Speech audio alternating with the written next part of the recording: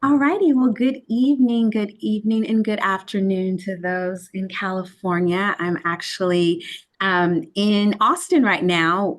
Just wrapped up TCEA, so very exciting. For those of you who might have met me here, I'm glad you're able to participate. My name is Tara Tibbs. I'm the manager of our educator community. With ViewSonic, and I am super excited because today, this session marks our first in a series of digital workshops. And the purpose of this digital workshop series is really to complement and further support you in the community. Some of you have had the privilege of having our PD team be in your districts, while others of you may not have, or maybe it's at a later date. Well, this is to whet your appetite and give you some needed support right now. Okay, so I'm super excited to have all of you here.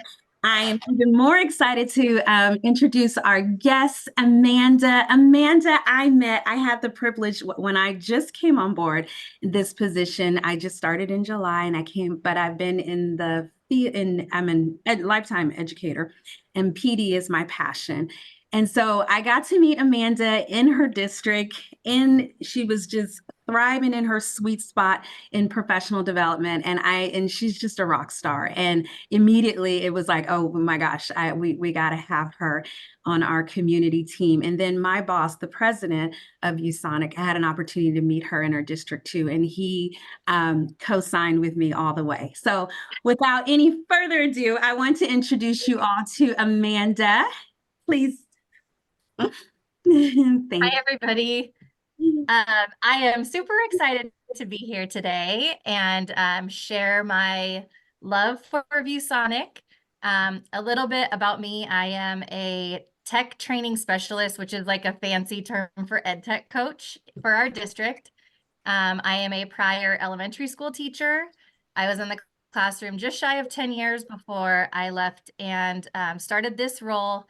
And so I hold PDs for my district for educational technology. I work in teachers' classrooms to help get them comfortable with using technology or get kids on. So I still am in the classroom as much as I can. And I'm lucky because there's 4 of us on our team, and I'm one of 2 that actually taught in the classroom with the ViewSonic. So I taught with the ViewSonic, and now I get to help teachers with ViewSonic. So I'm sharing my love of things that I used in my classroom, and also now I use to help teachers make their lives easier when you're teaching with a ViewBoard. So that's kind of where this idea sparked from. Is it's February, it's the month of love. And so things we're going to be talking about today are going to make you love using your ViewSonic. I like to just tell teachers it's a big computer on the wall. That's it. It's just your laptop up on the wall. It looks intimidating, but it's not. The only thing is there are a few settings and there's a few things that you need to do to make it a little more teacher friendly, as I like to tell teachers. Even when you get your laptop, you need to do a few things to make it work for you. And so those are like some of the things today that we're going to set up to make your view board a little bit more teacher friendly. And this would obviously be across grade levels, just any kind of teaching that's coming from your board will be easier and more seamless and integrated if you use some of these tools. We as teachers, when we're standing up in front of our students, we don't want to be fumbling over opening a whole bunch of different tabs and where did I have this and where, we need things to just be seamless. We need it to just work when we're standing up in front of our kids. And so hopefully some of these strategies or tools that I'm going to be showing you today help to make things a little bit more seamless in that lesson delivery. So we're going to get started. And I don't want this to just be a sit and get. I want you to, if you have questions, please put it in the chat or the question Q&A. If you need me to stop and repeat something, I would be more than happy to. So anything you need, if I go too fast, I apologize. But I am happy to answer any questions. You don't have to wait until the end. You can just kind of jump in and let me know. Okay, so here we go. It changed, right? The Yes. screen changed. Okay, so the first thing that I like to draw attention to on the view board is that when you use myViewBoard, especially Whiteboard, there are two different parts of it. One is the online setup. And when you have the online setup, that's like controlling your features and linking your Google Classroom or linking your Google account or linking your OneDrive, or that's how you kind of set everything up. That's all the timer, the sign out time and the pen features and your all the nuts and bolts of the view board get set in the online settings, and that's at myviewboard.com. And then the other kind of side is that there is the downloaded program called myViewBoard Whiteboard. And so that's mostly what I'm going to be talking about, is the program that you can download on your viewboard called Whiteboard. And so here's my intro slide. I said I'm a technology training specialist. This is a picture of my cute little first grade daughter up at the view board in her classroom. And we are a tech family. So she loves getting up to the view board. She loves writing on it. And she has a somewhat new teacher this year, and who has a new view board. And the first thing she said to me was, "Oh my gosh, now I have to use this because your daughter's in my class." And I thought that was very funny because, you know, like, what are you going to do? You have this thing in front of you, you're not going to use it. But now she uses it every day, and it's great. Love it. So actually, I should probably put the link to my presentation in the chat. That would probably be helpful. So if you give me just 1 second, I apologize. Your chat is available, correct? Yes. Perfect. Oh.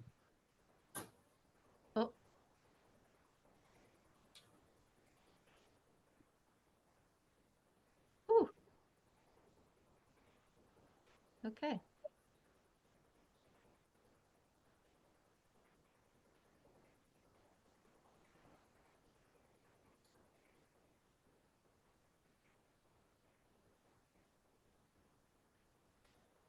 Okay. If somebody could let me know if that link works. Oh, nope, it's not going to work. Maybe I need to put it in Q&A. No. Tara, can you repost that link? Yes, I got you. So Okay. you can keep moving. Yep.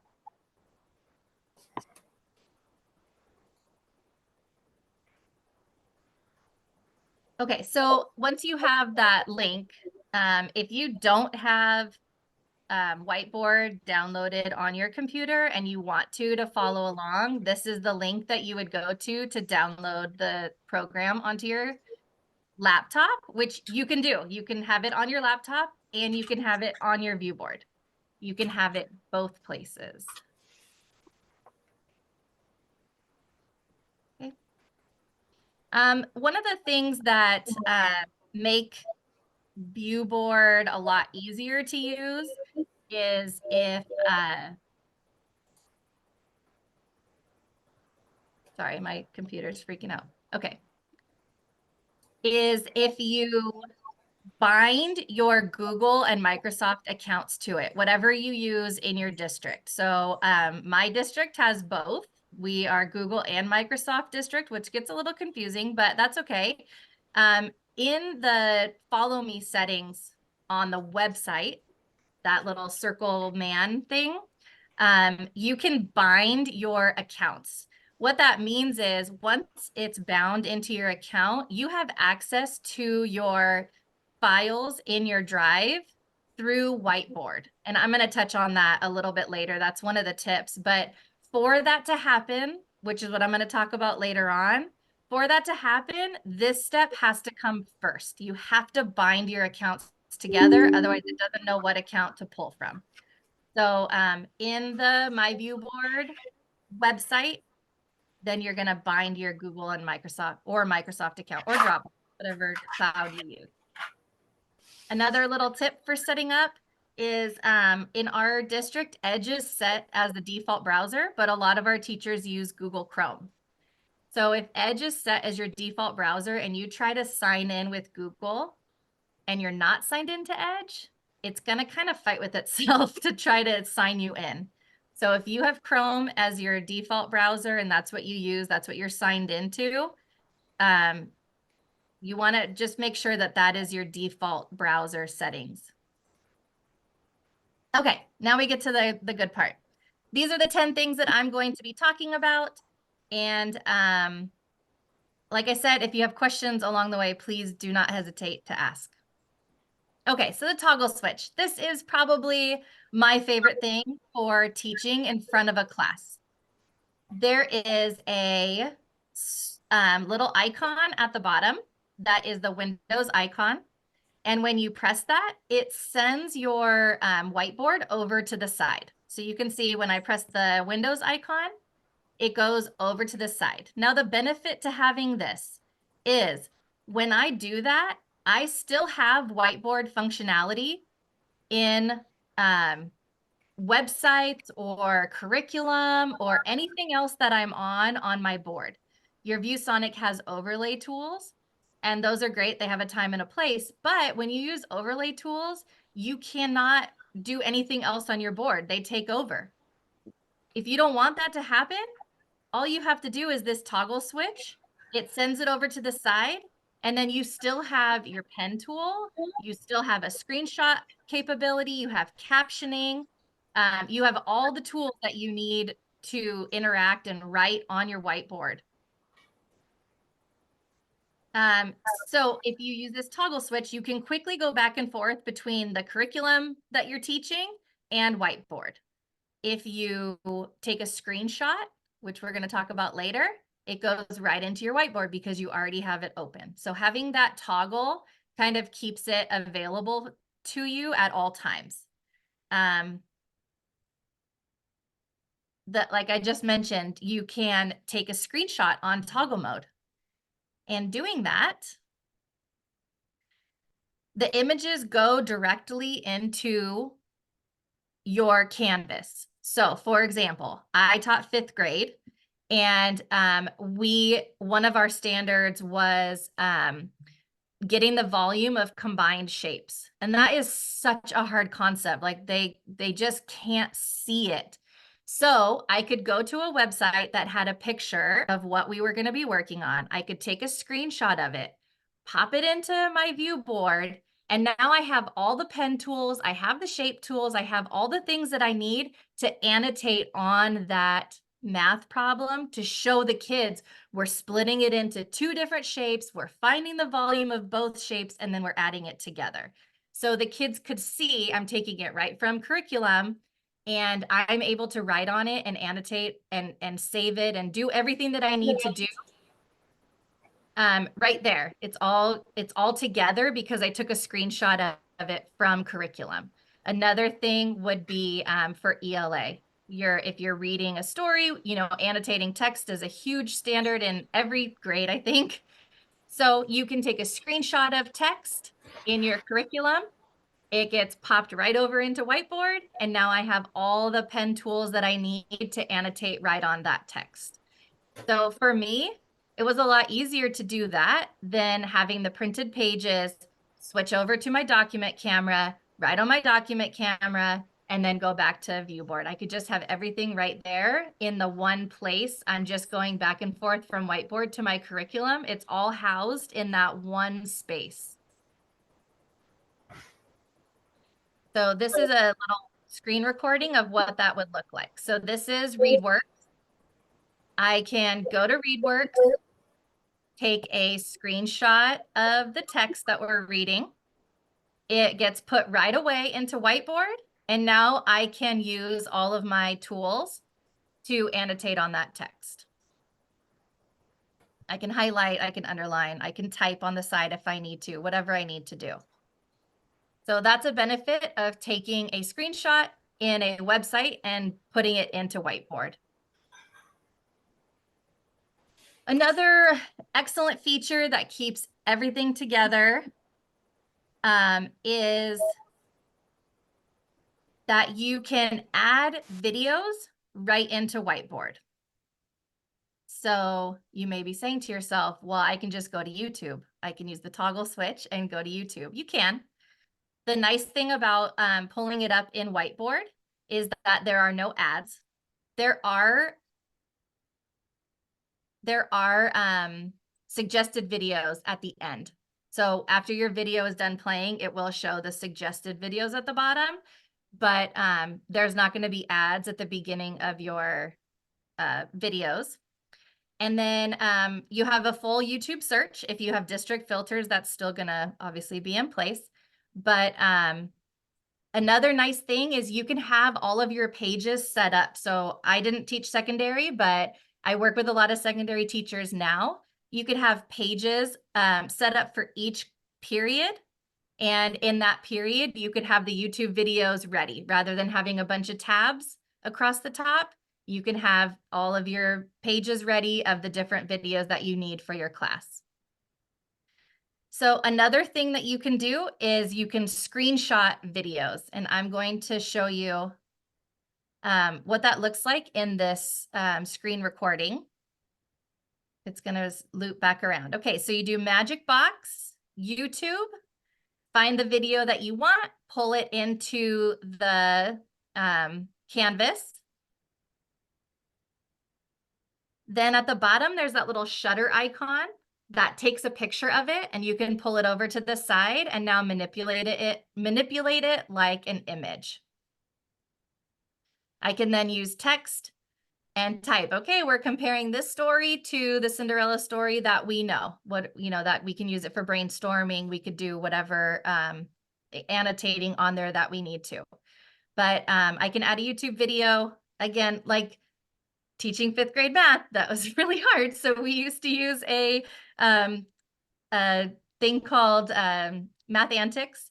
And so I could show a Math Antics video. I could pause it before he answered it. We could work it out together as a class. And now the YouTube video became really interactive. And it's not just the kids are sitting and watching. We're actually like solving the problems and then going through the video together to get those answers.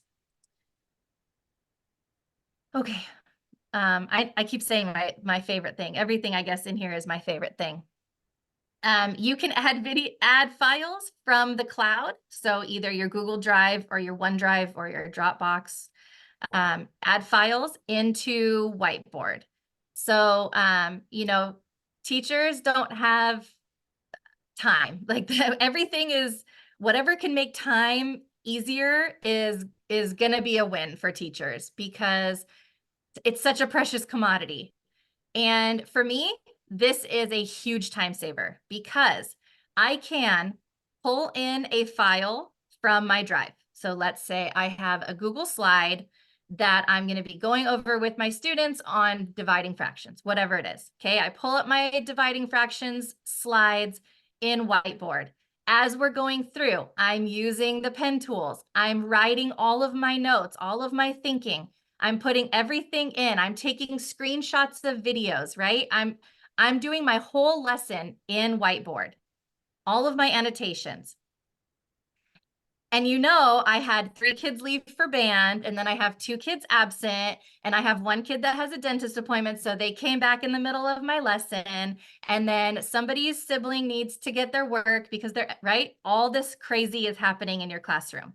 So I have my whole lesson there in one file. This is later, but I can save it back. And now all my time is saved because everything is right there for me. I didn't have to make copies of it. I didn't have to worry about like writing in my notes and then, oh, you went too fast. Can you go back? Right? Everything is right there. So in real life teaching, I can pull up everything from my drive right on it. And then later on, when I save it, then I can give it to my kids that were absent. So to do this, super easy, but it has to be bound. Remember, like at the very beginning, I said you have to go into the Whiteboard website, you have to bind your drive. If it's not, you will not see the icon. So that step has to come first before this can happen. But once it does, then it's magic. You're going to go to the magic box. You're going to choose the little icon. And this always messes people up because it's grayed out. And so it looks like you're not going to be able to pick from it, but you can. Once you just tap the drive icon, then it gets color. You can choose the file that you want. You can choose all of the pages from your slide deck or your PDF or whatever it is. You can choose all of the pages. You can choose just the 2 or 3 that you're going to get to that day, whatever you need. You import it into Whiteboard, and then you have all the capabilities of annotating and drawing and adding images and adding video and all the stuff that comes in Whiteboard. Okay, so here's my little screen recording of it. Magic box, drive icon. It looks grayed out, but it's not.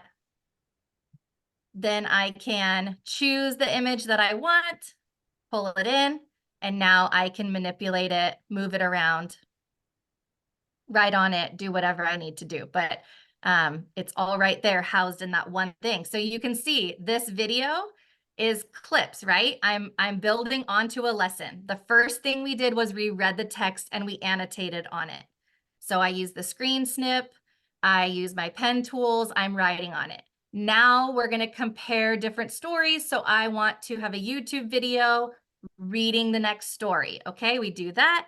Then I take a screenshot of it, put it to the side so that we can start comparing and contrasting that story with the original story. And now I'm going to pull in the worksheet that the kids are going to do, and we're doing it all together. Now I've done all of my I do, right? I've done all my teaching, and now we're at the we do part, and I have all of the stuff that I need right here on this one screen. So my lesson is really flowing through Whiteboard. I don't have to keep going back and forth all over oh, where was this video? Now I need to go to YouTube and find this. And now I need to put the link in here. I don't have to be running all over the place. It's all right here housed in that one place. Okay, now I'm going to be transparent. The embedded browser is very new to me. When I was in the classroom, I did not use it. I think because I didn't understand it. But now that I understand it, I am a big fan. There is, because I use toggle switch so much, I'm like, I have Chrome right there. So I didn't really understand it. But now that I understand it, here's how you can use it. If you teach math in any capacity, there are digital math manipulatives from websites that you can pull into your Canvas to work with your students and still have space to write all the problems out. So in my daughter's class today, they are doing making tens and ones and then adding 10, 20, 30, right? So they're adding tens to a 2-digit number. So I was able to go into Whiteboard, pull up Toy Theater, which has tens and ones, and I also pulled up a random number generator there on my screen. So I had 2 things open. The kids had a link to the same Toy Theater. We were able to do it together. I was on the board. We would write the number together. We would move the manipulatives. The kids are working on their Chromebooks, and we don't have to fight with tens and ones blocks. It's all on their Chromebooks. And these are 6-year-olds, and they were super engaged because I was doing it on the board.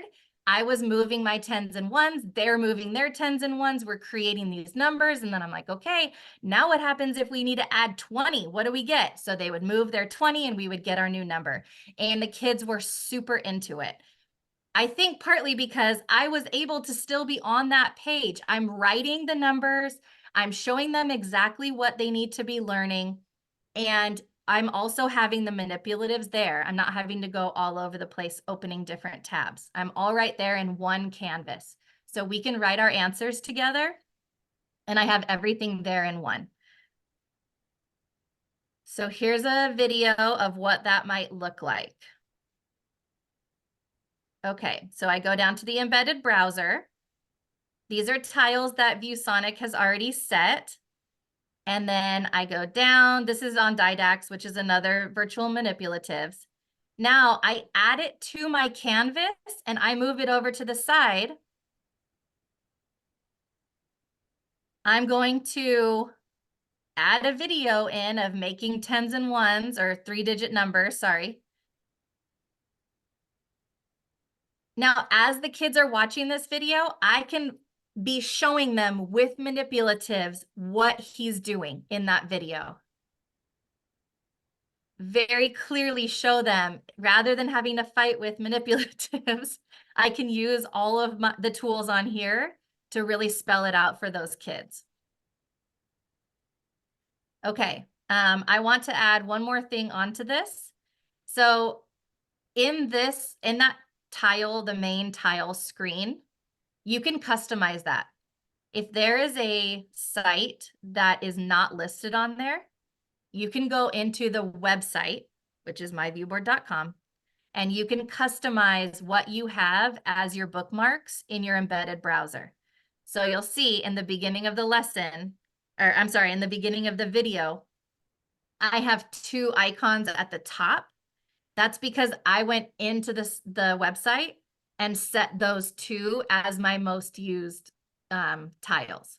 And you can do that too. On this video, I'm going to show you, you can open a new tab. You can go to a website, and then you can pull that website onto here. So this is Mathagon. These are more virtual math manipulatives. But I can go to Mathagon. Now I'm going to a website. I'm taking a screenshot of the math problems that we're going to be doing. It gets put right back into Whiteboard. And now I can use the manipulatives to show how to work through these fractions. And so the page we can be doing together as a group, and I have the manipulatives on the board to be walking through the kids, show them how to use it. And then this last video, this one, if anybody is familiar with Classroom Screen, if you taught through the pandemic, you probably are familiar with it. I feel like we used it a lot back then. But you can add a classroom screen onto your whiteboard. Now, the benefit to this is you can have your work symbols, you can have your timers, you can have, whatever you want in your classroom management settings on classroom screen. And now on the other side, I have directions, or I have what centers are doing what, or I have a must do, may do list, or some kind of directions to the students. So I have my classroom management piece there. And then on the other side, I could have, whatever directions I need to give as the teacher.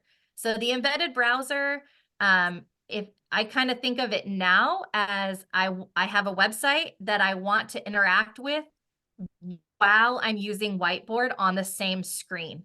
So I have it on one side, whatever I'm interacting with. And then on the other side, I have Whiteboard features that I can, use my pen, I can add videos, whatever I need to do.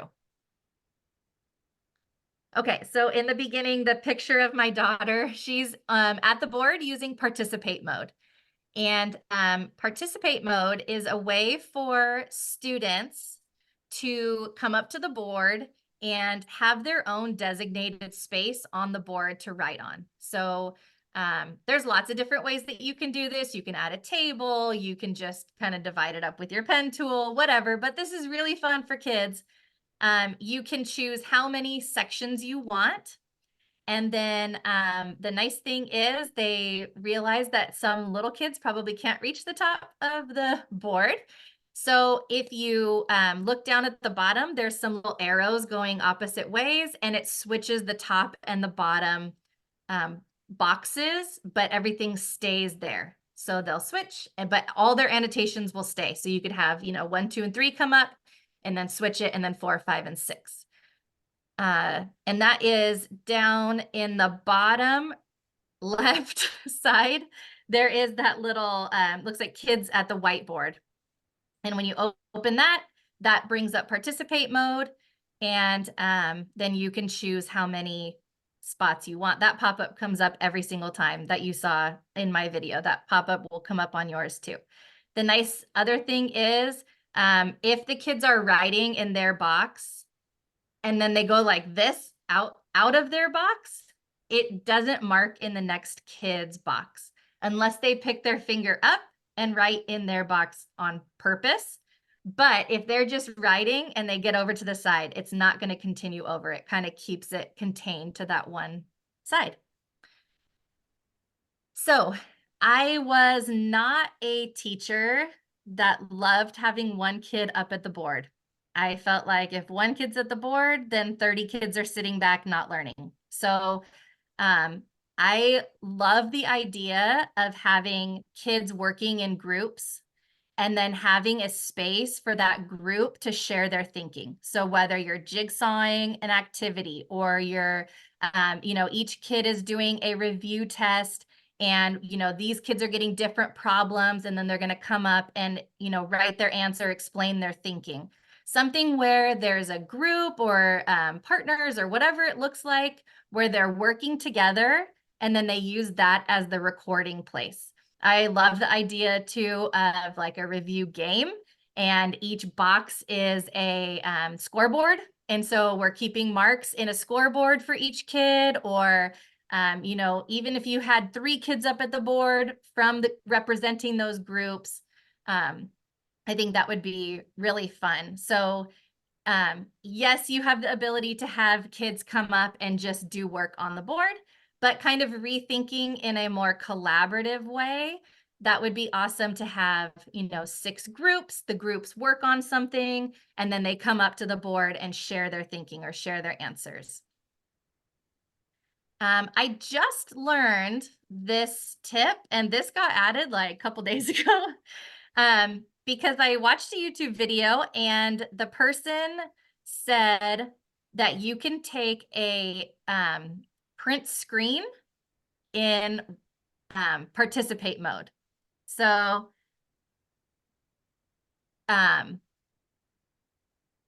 one of my keyboards had participate mode. I'm sorry, one of my keyboards had print screen and one of them did not. So I guess the disclaimer would be you have to have an external keyboard, and you have to have print screen on it as one of the keys. And if you do, then this step will work for you. You can, on your keyboard, hit print screen. And then when you go into Whiteboard, you tap on the clipboard image, and it will paste the participate mode screen into your ViewBoard or into your Whiteboard. So it works. The disclaimer is that you have to have print screen on your keyboard, on an external keyboard. Okay. Live captions. There is a way to have captions going in your classroom. And our world language teachers in secondary flip over this, because how great for a kid learning the language to be able to see it written and spoken at the same time. So you can choose what language you are speaking in that you want to be captioned. And there's a huge list, like any language you can think of, I feel like is on that list. And they're constantly adding more languages. So our world language teachers, they will change the captions into whatever language they're teaching. And then the captions will be playing along the top of the screen.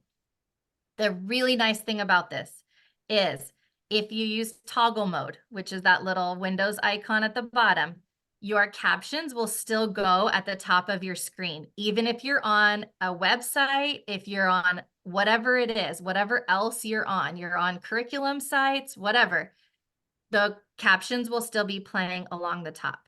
They do not translate, but they will live caption what you're saying. And you do need to have some kind of microphone to do this. So in our district, a lot of our teachers use webcams, and that will count as the microphone to pick this up. If you do not have a microphone, like an external microphone, then this isn't going to work for you. Timers. This is probably very elementary of me, but timers are life in elementary school. There are a couple different ways to use timers. So one is in the magic box down at the bottom. There is an icon that's called the math tools, and in math tools there is a timer, and that timer will get added onto your canvas, and you can set the minutes and the hours. Another thing, because we like music in our classroom, so you can search for a timer, like whatever the time is, in YouTube. So if you want 5-minute timer with calm music, you could put that in as your timer, and then it will play the music and everything. Ads, right? Remember, it's not going to have ads. So that's a big benefit. Another way that you can do that is the overlay tools, which we probably are familiar with, but depending on what kind of board you have, they're on the side in that little arrow menu thing, and that has a timer, whatever version of the board you have. If you have a newer one, it looks like the one on the left, and if you have an older board, which is what I taught on, that's the one on the right.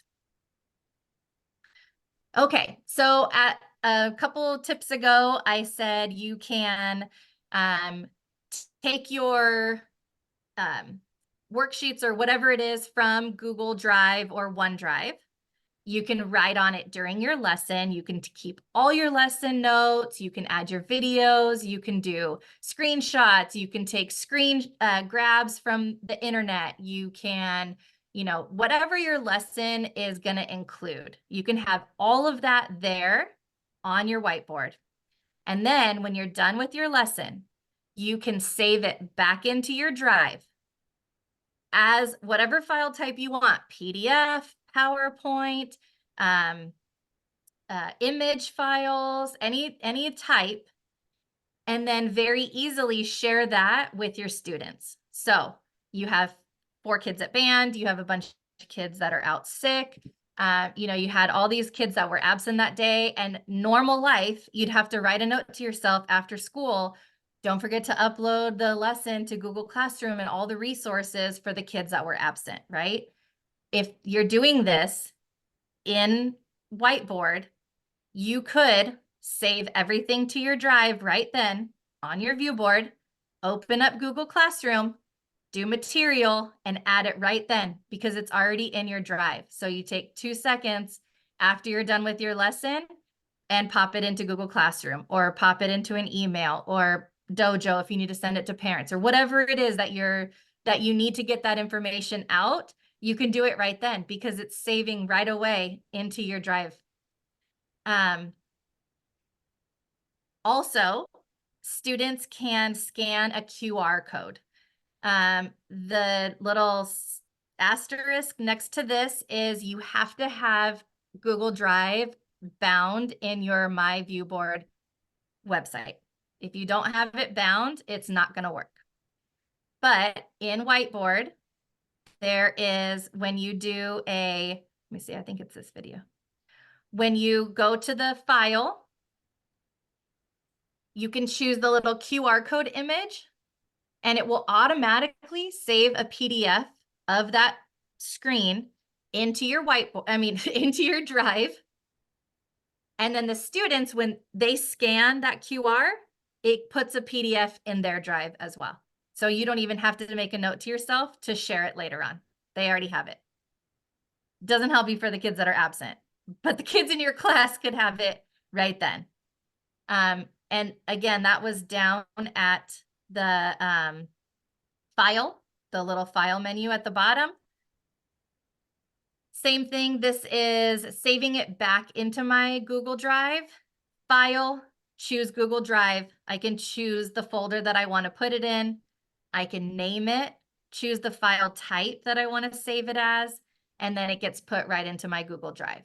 Then from there, I can open up Google Classroom, do material, and put it from my recent files in Drive right there. That took 2 seconds after I was done teaching, and now I don't have to go back after school and remember to do that on my list of 50 other things I have to do after school. Okay. So I wanted to talk a little bit about some of the basic tools. Oh, Deidre, I just see your message. I apologize. I didn't see the chat. She said, is participate mode available for the Android version? It is. Oh gosh, I'm gonna say yes. And now I'm second guessing myself. I did, just so you know, I did reach out to our product folks to ask the same question. So we'll get that confirmed, okay? No worries. I think it is, but you have to be signed in to view it. If you're not signed in, you will not see participation mode. So you have to be signed in. So I think as long as you can sign in on Android, then I think you have it. Okay. Sorry about that. I missed that.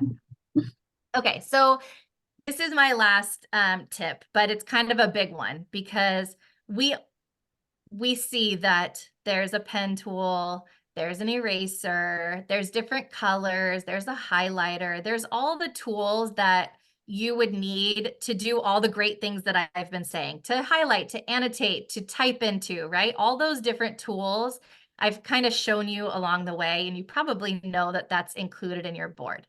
But um, there are some ways to use these basic tools, I think, in a little bit more engaging way with your kids. So for the pen tool, if you're a primary teacher, you're going to love this. There is a shape pen. You can choose any of those icons and put them on your board as almost like stamps. So for this 10 frame, now I can say how many suns plus how many clouds, right? We're putting it into a 10 frame.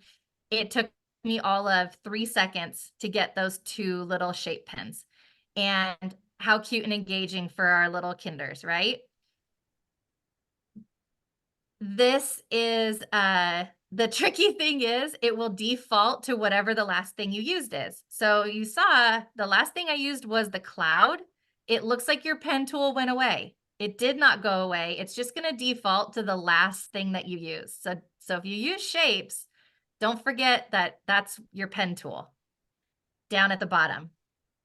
And those can be customized as well in the ViewBoard website.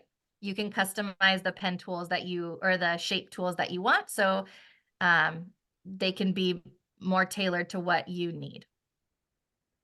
Okay, so that's pen tools, I think, being cooler than just pens. These are shape tools.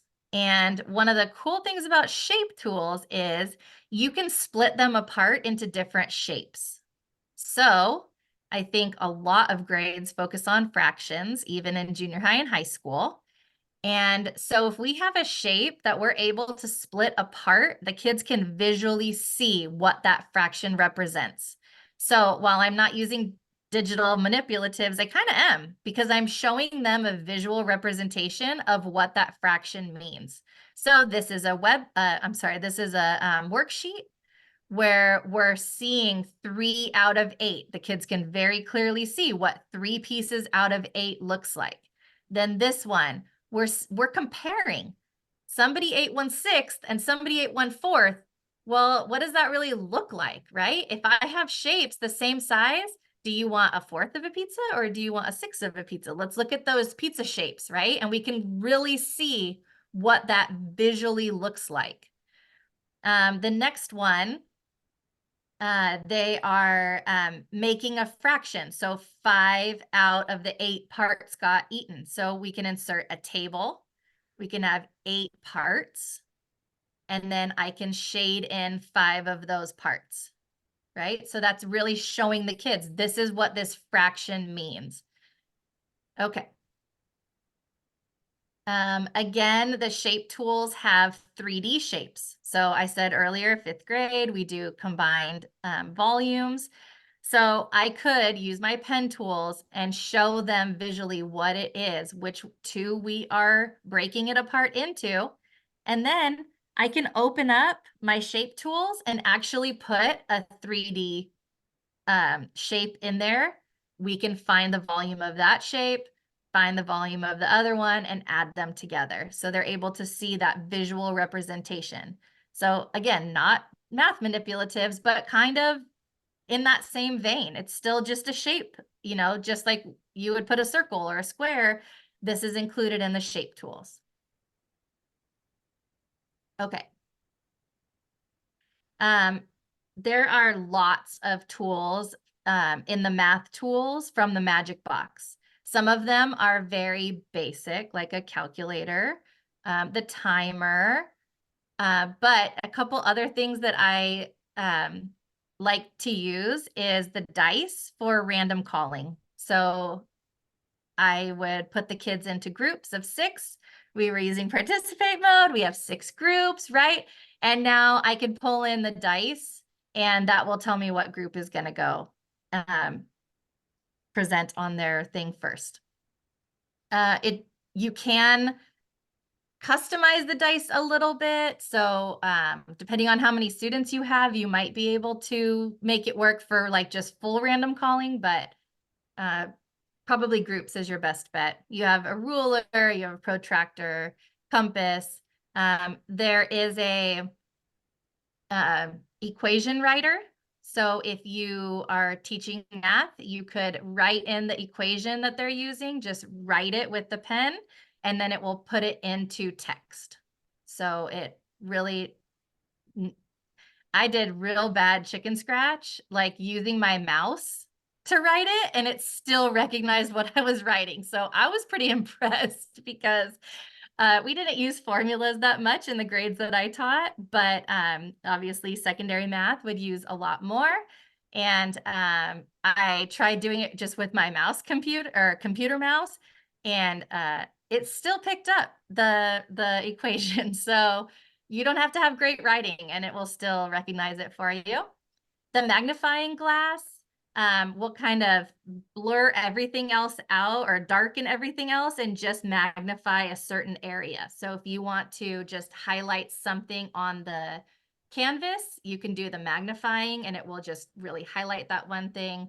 And then the one that looks like a projector screen is actually that. It's a projector. It's like a screen that goes over your whiteboard. So if you have something on your board, kids are coming in from recess or starting their starting the period, they're coming in, you could have that covered so they aren't looking to see exactly what you're doing that day.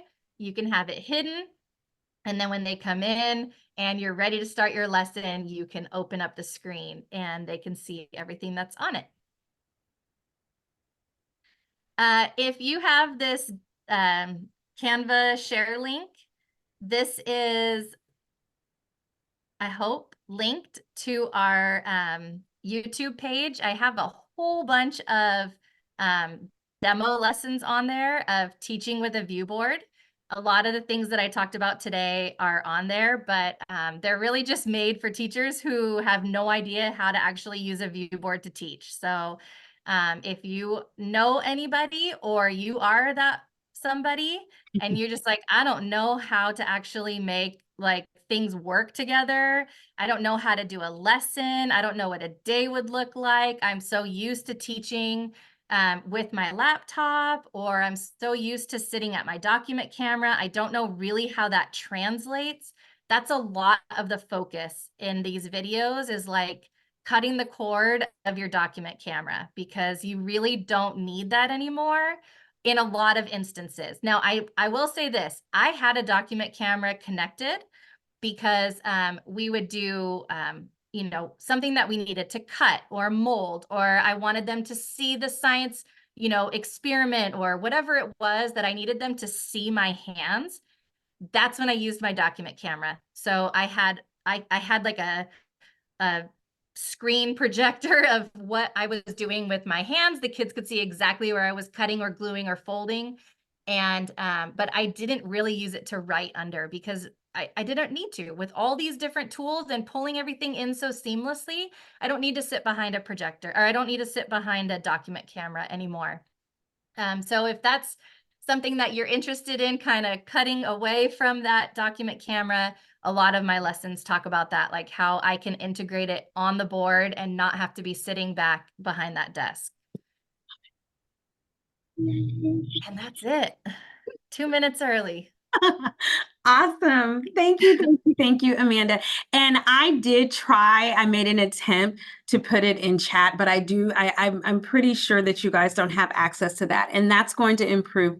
We're going to make sure that is turned on next time. But I will ensure that the link that has her deck is embedded in the email that goes out to you all. Okay, so rest assured you'll have that. And I will ensure that these, particularly those YouTube lessons get added to our share drive on the community. So no matter what, you'll have access to it. But I want to thank Amanda again. And I promise to stop talking, because are there any questions? I do think that I have allowed you all access to your microphone. So if you want to unmute yourself, you should be able to ask a question if there are any questions. We wanted to make sure, again, so this isn't, as Amanda said, a sit and get opportunity, but more interactive. If there are any questions or just anything you want to share, please unmute yourself if it's possible. I hope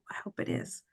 I don't know if one wants to try. I think I've unmuted everyone. Do we have any brave ones who want to try to come on? I see Haley's on. Hey, Haley, we had a question regarding the use of Android with participant mode. Haley, are you able to unmute yourself? Oh, you are. Yes. Yeah, hi everyone. So yeah, that is a Windows only feature right now. But if it is something that we want to add to Android, I can go back to the team and review. Awesome. Awesome. And I'm wondering, I don't remember who asked that question. Does that address your question, Deidre? That's something we can take. Yes. We have the Android installed and I didn't remember seeing that. I'm at home now, but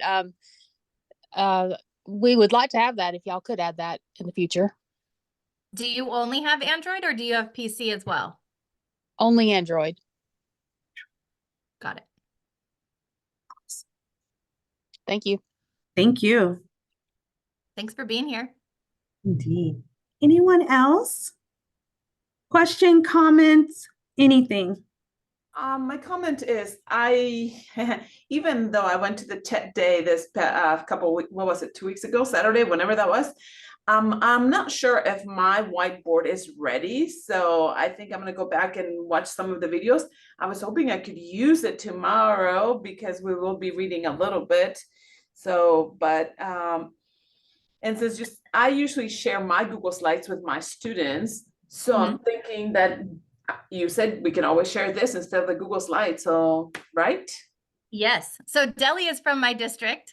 She's a teacher in our Chino Valley. At Chino Hills High. Do you want me to come by tomorrow morning? I start at 8:30. So okay. I still feel like it's too early for you. What time do you start? You start at 9? 7:45. Oh, really? I'll send you an email. We'll get this set up. Oh, Okay. beautiful. Love that. Thank you for joining us, Delia. Anyone else? Anyone else? Comment, question? So I have a question. What of again, and I just appreciate this because it is the month of love, February, Valentine's Day next week. What feature did you love the most, or do you think you feel most comfortable trying tomorrow, next week? What anyone? I was excited to learn more about the embedded browser. I had been wanting to know more about that, so I'm excited to go play with that tomorrow. Awesome. Good. What do you teach? I am the instructional technology coach for our district, and some of my teachers have been asking about it. And I said, I don't really know. I will see if I can find out. So I'm glad I have Great. found out and I can help them now. Awesome. So timely. I love that. Thanks, Jana. Anyone else? And I know we're getting really close Can to you our... hear me? Yes, yes. Yep. Go ahead, Serena. Okay. I like the participation mode. And so I'm a digital learning coach also in my district, and I've had lots of questions about the whiteboard here lately, and so I'm excited to show this to one of my teachers tomorrow who's been asking. Awesome. Awesome. Love that. Thank you. So I'm going to just take 1 second. So we're getting really close to our time, but for those of you who stuck around, thank you so much. I'm actually doing a drawing for an Amazon gift cards. So I appreciate you sticking around. I meant to announce that at the top and I forgot. So I do apologize there, but I'm thankful that you guys without an incentive decided to stick around. So thank you for that. Anyone else want to share what they plan to use right away? What trick that you learned this evening or gained more understanding about this evening from Amanda that you plan to use right away? Anyone else want to share? Anyone? No worries. Let me go ahead and get my drawing. I actually, for the sake of time, because I wanted to ensure that we had enough time to get to have all the questions addressed, I did go ahead and do the drawing. I want to make sure that all my folks that I drew are still with us. Hold 1 second. Okay, so my first winner, and the gift cards will come via email. So you all registered, which is exciting. So that means I do have your information. So if you are a winner that I'm going to announce in just a few minutes, or a few seconds rather, I'll make sure that this gets sent out to you via email. Our first winner is Tracy. Tracy, are you still on? I think I saw you. Wait, where'd she go? Oh, Tracy's gone. Tracy's gone. So let me go again one more time. 1 second. 1 second. Let me do hide and spin again. I'm sorry. I have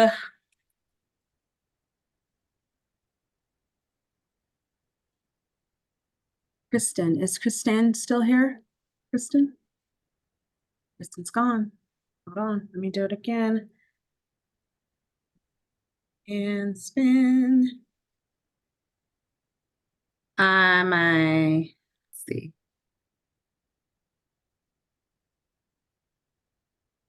Mark. Is Mark still here? Yeah. Yes. Mark, you're a winner. You're one of my winners. So Mark, and then my next one is Deidre. Congratulations. So that's Mark, and Deidre is still here, correct? Yep. Yay! Yes, I'm here. Awesome. And then my last winner I have is Ed. Is Ed still here? Yep. Hurrah, yay. Well, congratulations to my 3 winners. I, again, appreciate your participation, appreciate just, deciding to join. I know it's the end of the day and I know we've all had a long day. So again, just appreciate you tremendously. I hope that whether you shared or not, you were able to get something out of this digital workshop. There are more to come. So please stay tuned to our community, to our socials, and Amanda will be coming back in April. Yay!